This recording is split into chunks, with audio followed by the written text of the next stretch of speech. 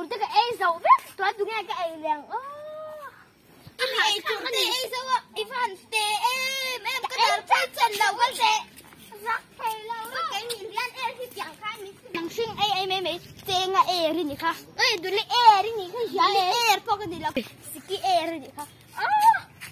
nang là không một cái xịt miệng chứ lúc đó ít xoang phốt chẳng là cái nặng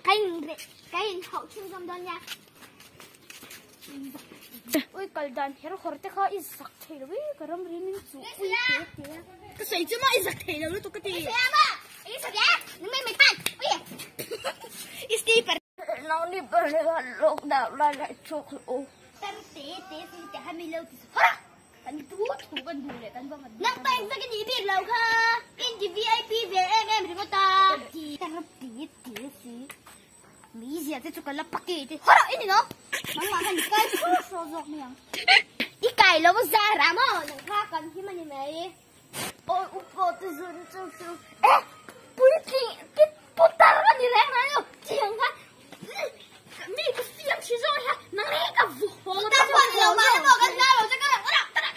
cái mi in nhận thấy rằng tiểu em ra bu dâu râm thằng à mò bu dâu râm thằng hay cắt hóa là ôm chân cái thốt cái mà đó bu dâu râm thằng này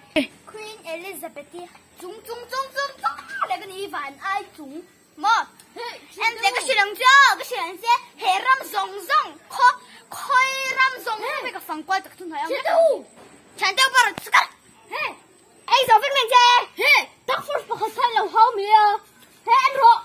mi hao nang boy cái